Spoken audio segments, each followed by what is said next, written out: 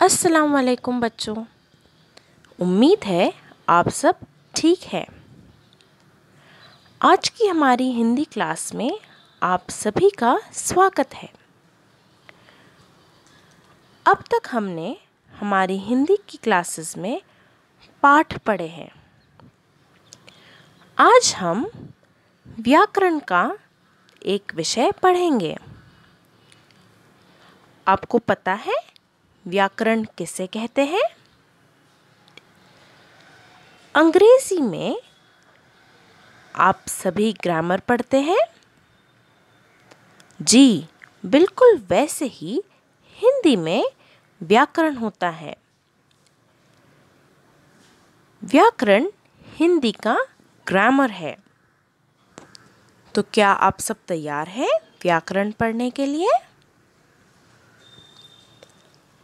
आपने यह विषय आपकी पिछली क्लास में भी ज़रूर पढ़ा होगा। आज हम उसी विषय को एक बार फिर दोहराएंगे।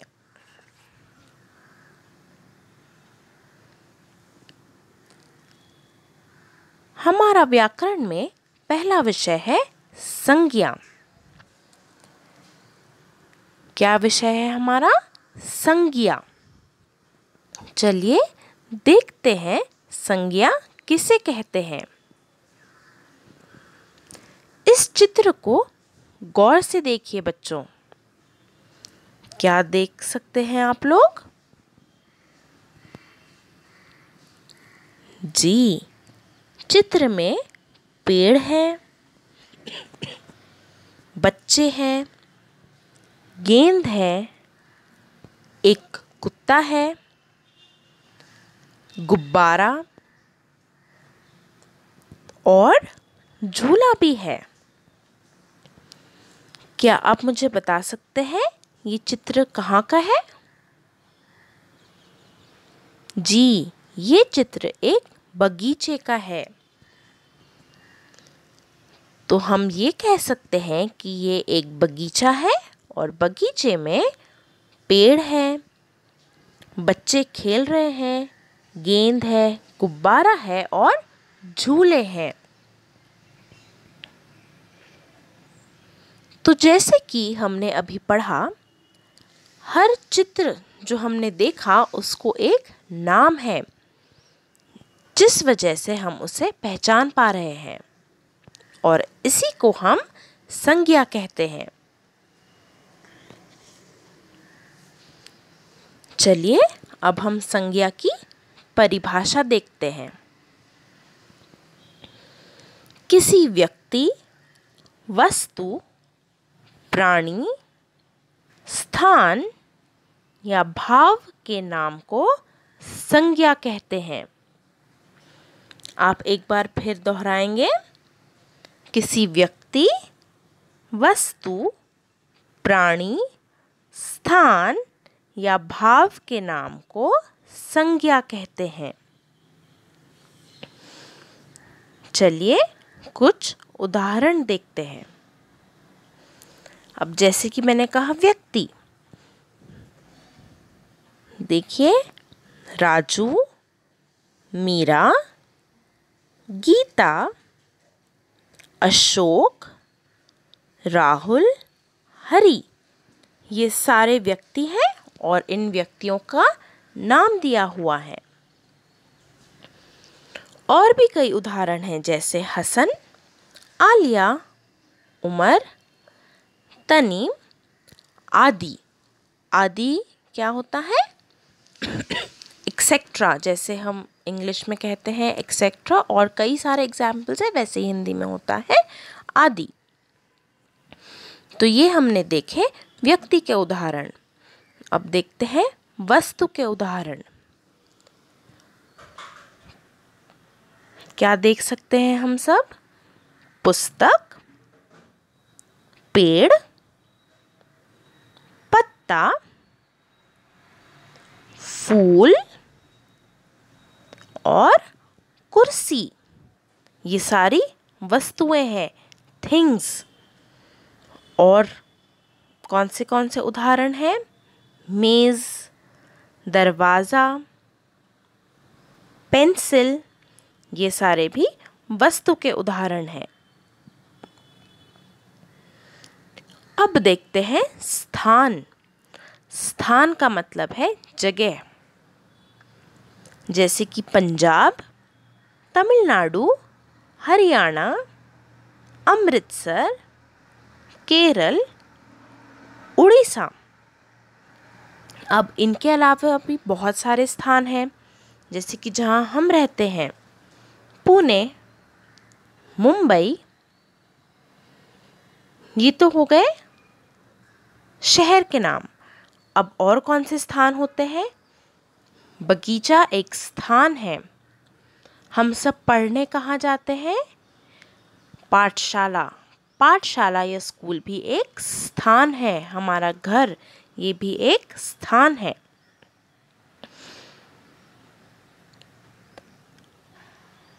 अब संज्ञा में प्राणी भी शामिल है।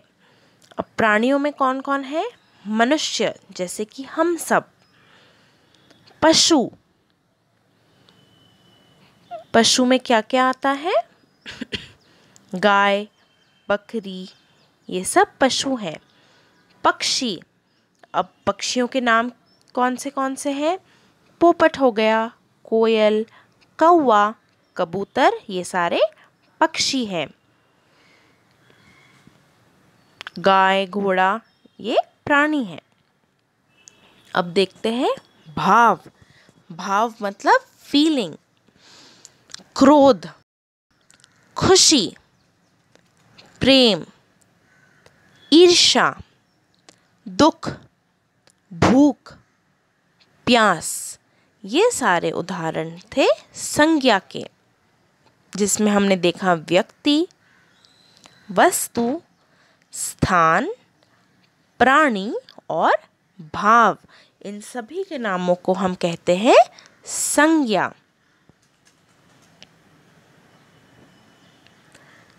इसी तरह से हमें पता चलता है किसी भी चीज का नाम संज्ञा होता है। आइए देखते हैं कि क्या आप वाक्य पढ़कर संज्ञा पहचान सकते हैं।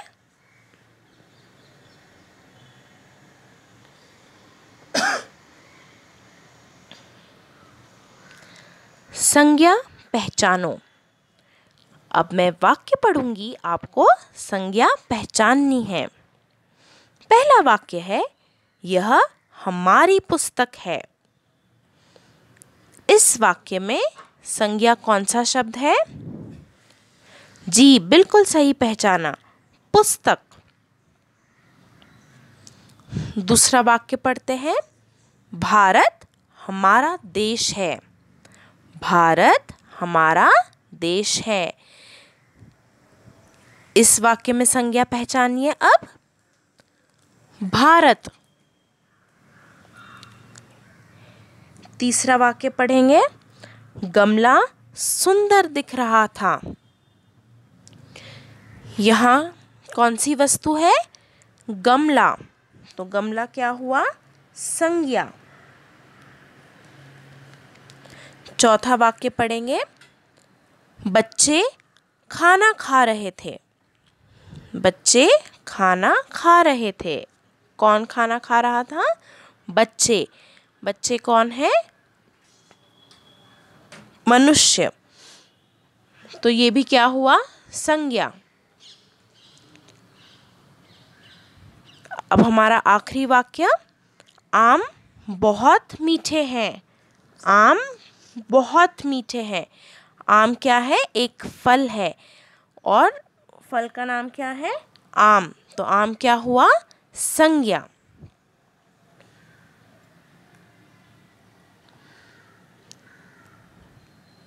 तो इसी तरह हमने रिवाइज कर लिया संज्ञा किसे कहते हैं।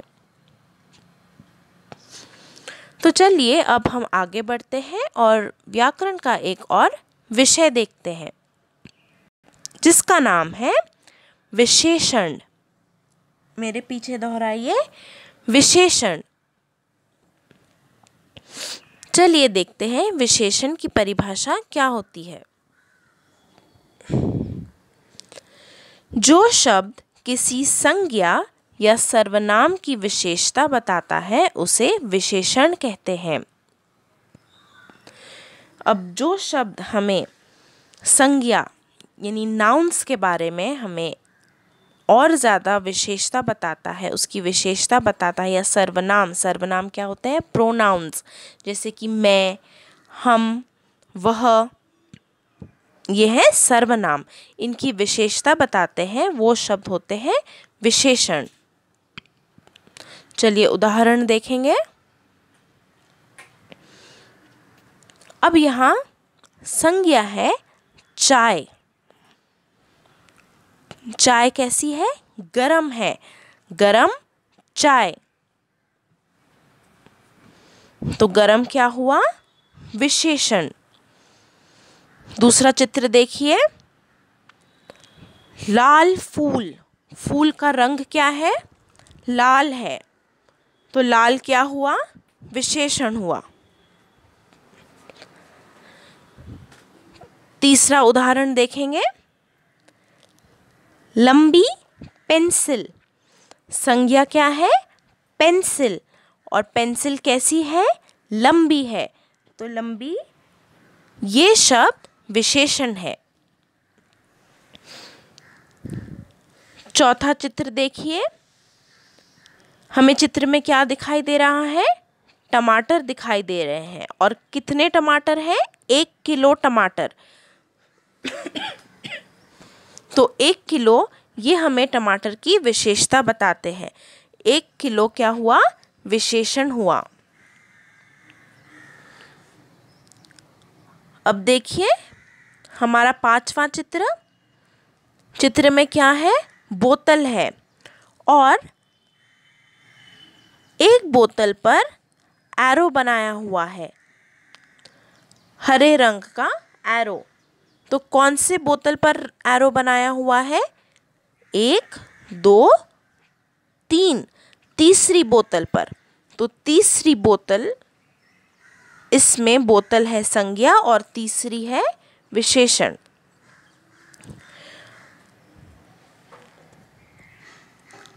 अब यह आखिरी चित्र। कौन है इस चित्र में? एक आदमी, और आदमी कैसा है? बूढ़ा है, तो बूढ़ा हुआ विशेषण और आदमी है हमारी संज्ञा।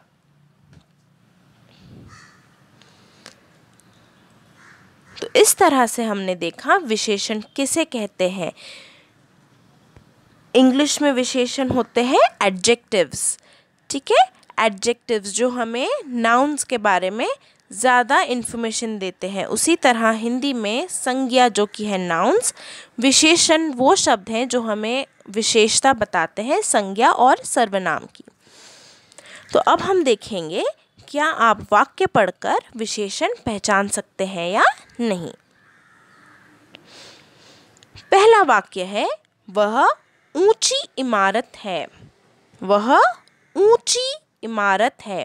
तो पहले हम संज्ञा देखेंगे, संज्ञा पहचानेंगे। इस वाक्य में संज्ञा कौन सा शब्द है? जी, इमारत। और अब इमारत के ज़रिए से हम देखेंगे कि विशेषण कौन सा शब्द है। इमारत कैसी है? इमारत ऊंची है, तो ऊंची ये शब्द विशेषण हुआ। दूसरा वाक्य पढ़ते हैं। रोहन बुद्धिमान छात्र है। रोहन बुद्धिमान छात्र है। अब यहाँ संज्ञा पहचानिए। जी, रोहन और छात्र ये है संज्ञा। और रोहन कैसा छात्र है? एक बुद्धिमान छात्र है, तो बुद्धिमान क्या हुआ? विशेषण। तीसरा वाक्य पढ़ते हैं। चाय ठंडी हो गई। चाय ठंडी हो गई। अब चाय कैसी हो गई है? ठंडी। चाय है संज्ञा और ठंडी है विशेषण। चौथा वाक्य पढ़ेंगे। उसने लाल पुस्तक ली। उसने लाल पुस्तक ली। अब यहाँ संज्ञा है पुस्तक और विशेषण कौन सा शब्द है? जी, बिल्कुल सही कहा, लाल ये एक विशेषण है। हमें पता चल रहा है कि उसने कौन सी पुस्तक ली है, कौन से रंग की पुस्तक ली है, लाल पुस्तक ली। और हमारा आखिरी वाक्य, 5वां वाक्य, नदी गहरी थी। नदी गहरी थी, संज्ञा पहचानिए। जी, नदी संज्ञा है और नदी कैसी थी? गहरी। तो गहरी क्या हुआ? विशेषण। तो आज हमने हमारे 2 विषय देखे, संज्ञा और विशेषण। ये आपने आपकी तीसरी कक्षा में भी पढ़ा था, लेकिन हमने आज इसे फिर दोहराया है। बहुत अच्छे से बच्चों आपने सारे प्रश्नों के जवाब दिए। उम्मीद करती हूँ ये दोनों टॉपिक्स आपको अब क्लियर होंगे, अच्छी तरीके से रिवाइज हो गए होंगे। मैं आपको होमवर्क के लिए नोट्स भेजूंगी। आपको नोट्स के साथ साथ आपकी पाठ्य पुस्तक से पेज नंबर 25 पर प्रश्न 3 को भी पूरा करना है। प्रश्न 3 को आप पूरा करेंगे। धन्यवाद बच्चों। अब हम मिलेंगे हमारी अगली क्लास में। तब तक आप लोग अपना ध्यान रखिए और आपकी बुक्स कंप्लीट कीजिए। अल्लाह हाफिज़।